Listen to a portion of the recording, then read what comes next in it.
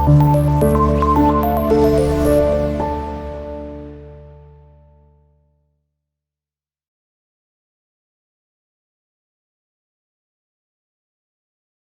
cuisine is simple and straightforward, with many vegetables and little meat.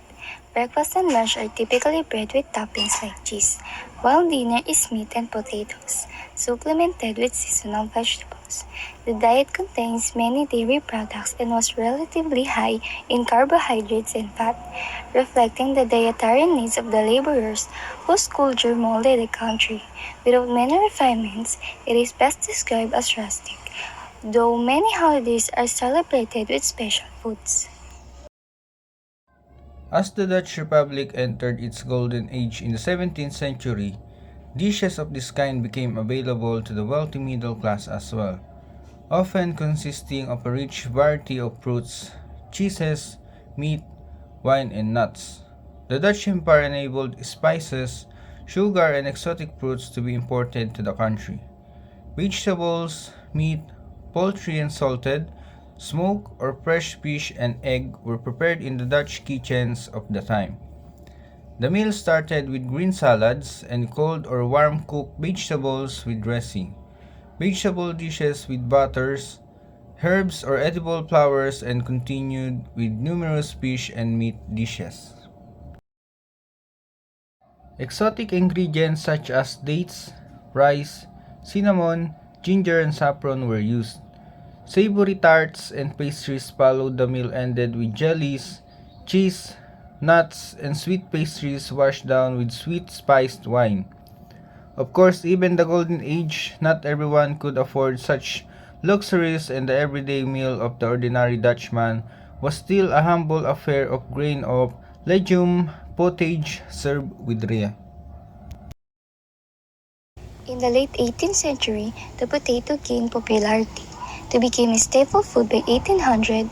In the early 19th century, while the rich could eat what they desired, the working population ate bread, rye bread in some areas, and potatoes, pancakes in some areas, occasionally fish and other seafood, fruit and vegetables, but usually little meat.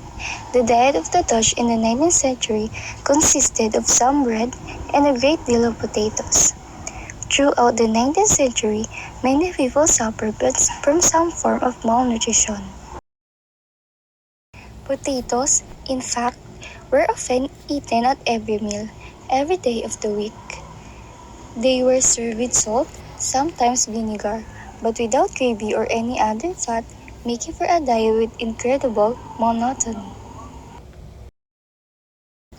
In the 20th century, the new availability of mass education meant that a great number of girls could be sent to a new school type, the without school, housekeeping school, where young women were trained to become domestic servants, and where lessons in cooking cheap and simple meals were a major part of the curriculum, often based on more traditional Dutch dishes and leading to increased uniformity in the Dutch diet. The regions in the north and east of the Netherlands, roughly the provinces of Groningen, Friesland, Drenthe, Overijssel, and Gelderland north of the great rivers make up northeastern Dutch cuisine. The region is the least populated area of the Netherlands. The late 18th century introduction of large-scale agriculture means that the cuisine is generally known for its many kinds of meats.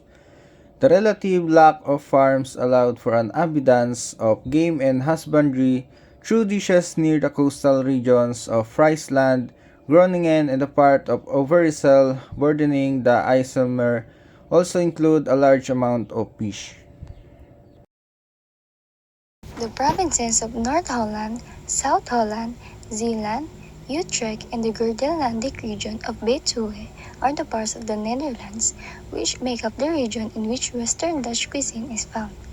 Due to the abundance of surface water and grassland necessary to sustain dairy cattle, the area is known for its many dairy products, which includes prominent cheeses such as Gouda, Leiden, spiced cheese with cumin, Edam, traditionally in small spears, as well as Leerdammer and Beemster.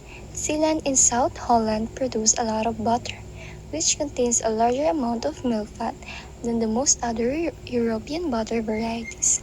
Byproduct of the butter making process, caramel buttermilk is also considered typical for this region. Southern Dutch cuisine constitutes the cuisine of the Dutch provinces of North Brabant and Limburg, and the Flemish region in Belgium.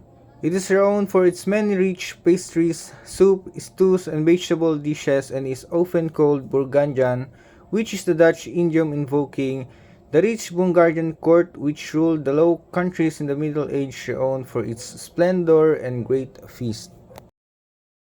It is the only Dutch culinary region which developed an haute cuisine, and it forms the base of most traditional Dutch restaurants, including typically main courses served such as biefstuk, varkenshaas, ozenhaas. These are premium cuts of meats, generally pork or beef, accompanied by a wide variety of sauces and potatoes which have been double fried in the traditional Dutch or Belgian manner.